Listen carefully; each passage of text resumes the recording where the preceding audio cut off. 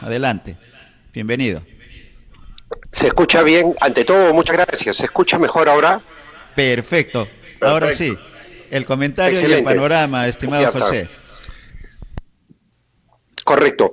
Estamos nosotros ante una elección que se torna bastante atípica, justamente haciendo un poco el balance.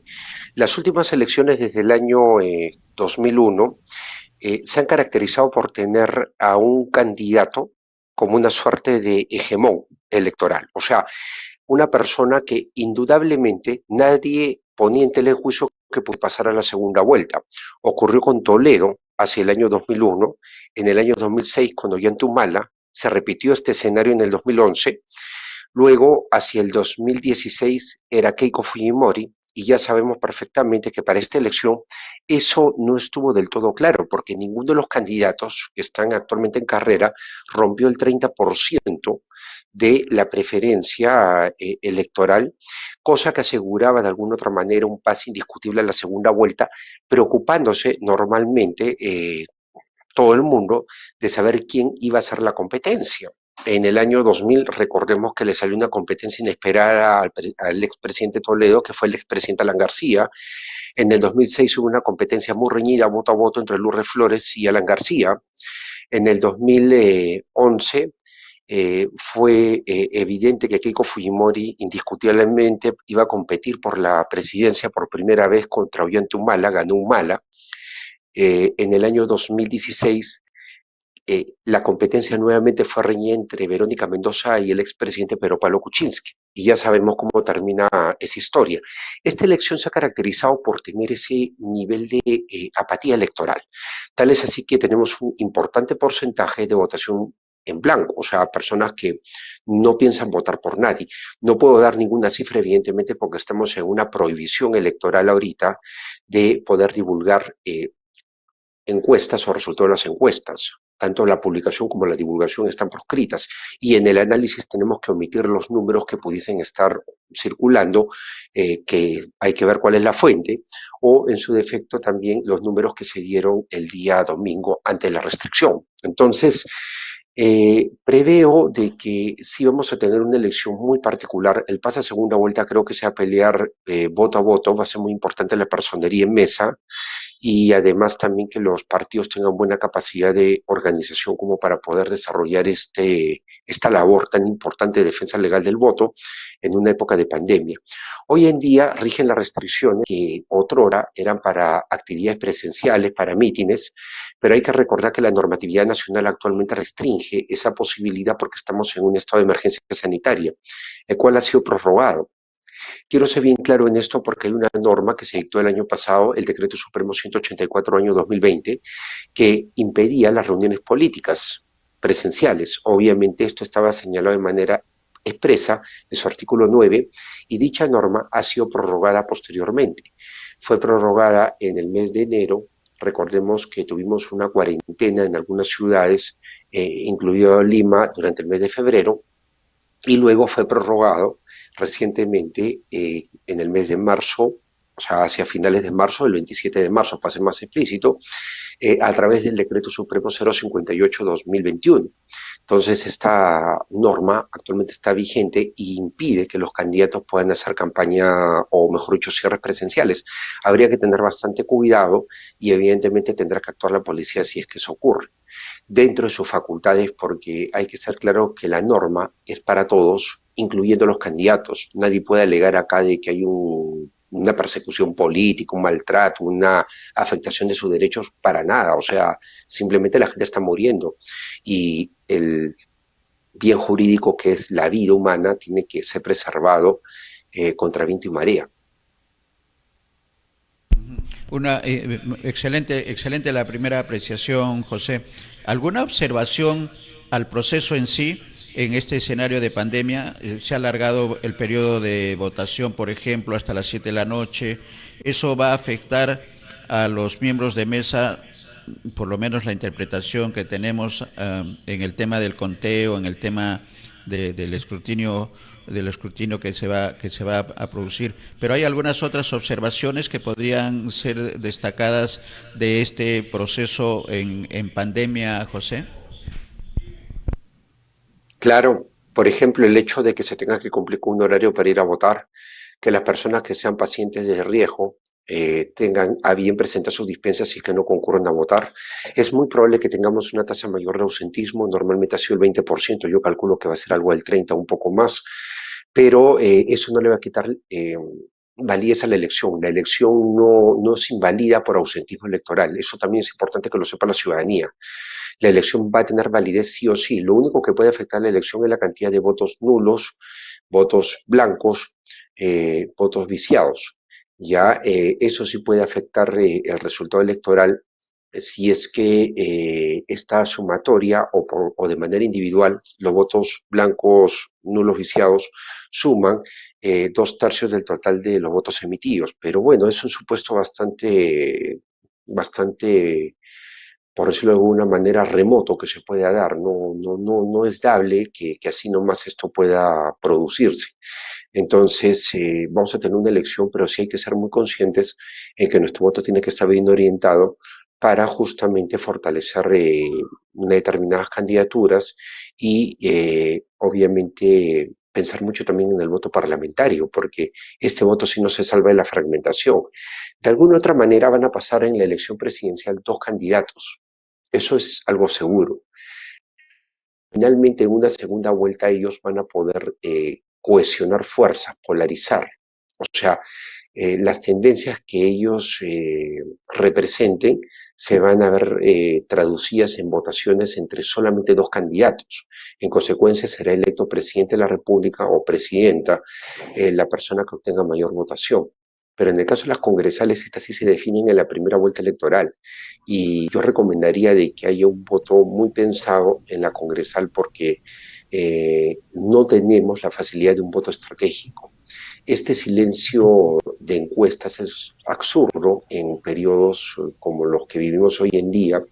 Por ejemplo, en el año 2016 se produjo un caso en el cual las encuestas de intención de voto que se hicieron acá previo a la elección, 1 o 2 días antes de la elección, estas encuestas eh, fueron hechas de conocimiento público en España por el diario El País y hubo rebote en Lima y en el Perú entero, pero no hay ninguna restricción para un diario español. Entonces, en realidad, eh, esta norma es anacrónica. ¿Y a qué voy con el voto estratégico? Bien, para que entiendan bien nuestros televidentes, y acá agradeciendo a Ánfora Electoral por este espacio, ¿qué ocurre? Ocurre que, por ejemplo, para las elecciones congresales extraordinarias últimas, se votó para el Congreso, para el nuevo Congreso, pero hubo un 31% de toda esa votación válida, ya computada, que terminó en partidos que no tuvieron la posibilidad de pasar la valla. Nadie ha hablado de eso. 31% de votación que terminó en partidos que no habían pasado la valla. Se mantuvo la inscripción de los partidos con representación en el Congreso con solamente el 70% de la población. Entonces, ¿qué pasa con ese 30%? Se desperdicia porque no hay un incentivo al voto estratégico en nuestro país. Y la ausencia del voto estratégico, del voto que va hacia una opción real, con posibilidades reales de tener una representación política o un resultado electoral aceptable, hace pues que esta votación se termine desperdiciando y genere fragmentación. Porque si este 31% se hubiese inclinado hacia determinadas opciones políticas, quizás hubiésemos tenido menos partidos o los mismos partidos que están ahora representados en el Congreso con mayor nivel de legitimidad. Pero eso es un tema que escapa de nuestras manos porque en una elección, y discúlpeme por favor, lo voy a decir con todo el respeto debido hacia acá mis gentiles anfitriones y también hacia toda la audiencia.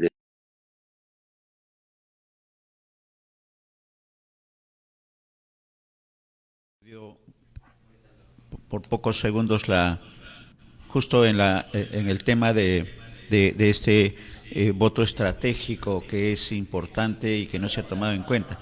Vamos a retomar porque creo que era el punto clave dentro de todo este comentario del doctor Tello de lo que son las oportunidades que no se aprovechan y que estas son responsabilidades de las autoridades electorales.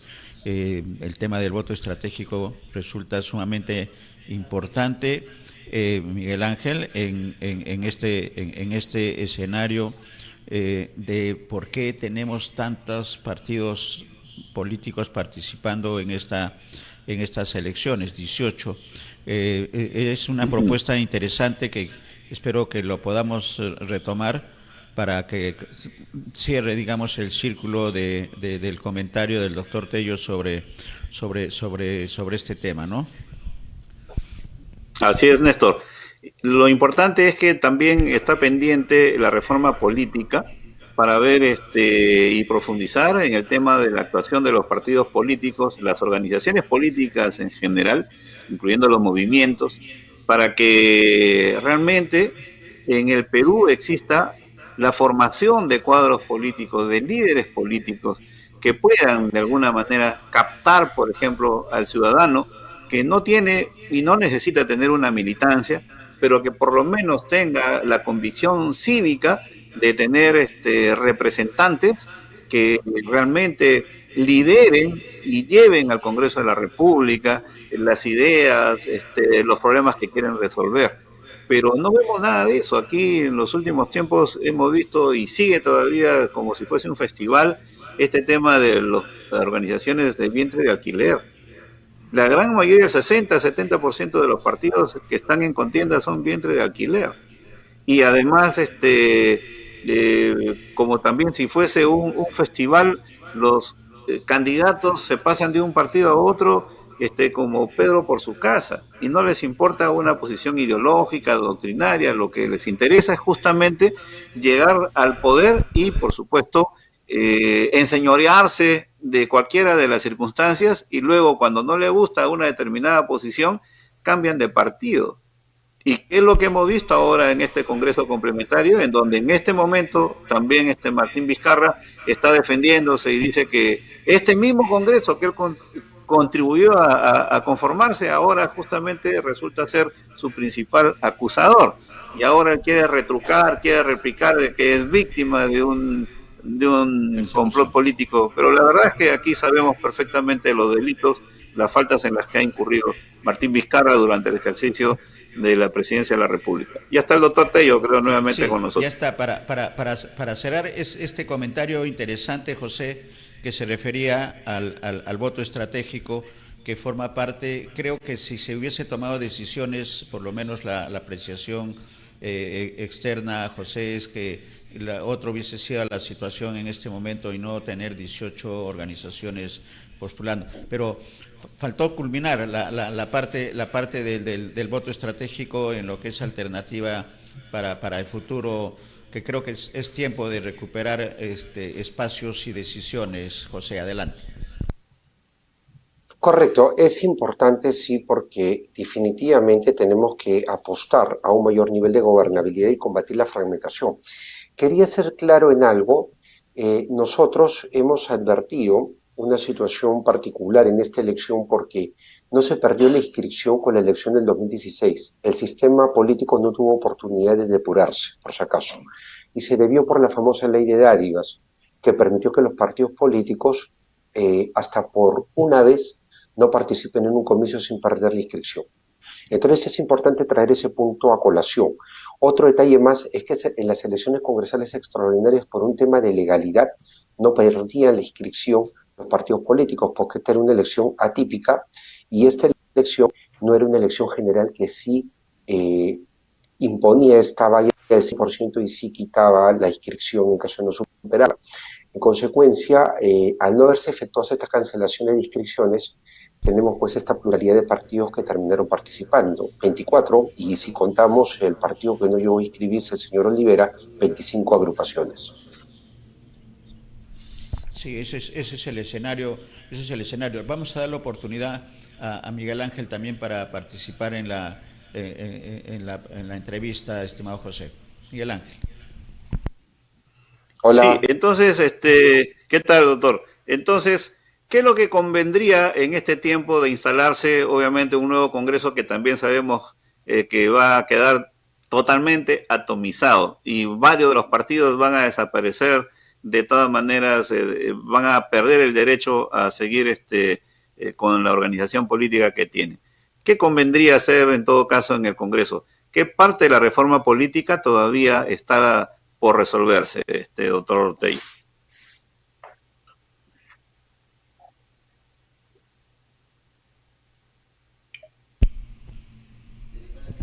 Sí, se fue la señal, perdimos nuevamente la señal, creo,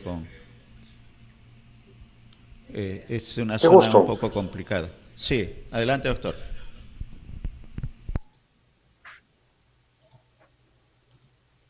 Sí, un poco difícil. Es una zona, me dice, bueno, Lima está dividida como si fuera un rompecabezas y cada distrito o distritos, de acuerdo a los operadores de Internet, están divididos, como todo el territorio nacional, y en la zona en la que se encuentra el Sí, doctor Tello, que es en bueno, la zona tenemos nosotros del que INSE, es un ser poco bastante complicado. conscientes. La Doctor, reforma ya hemos política, retomado. Adelante. Adelante, doctor.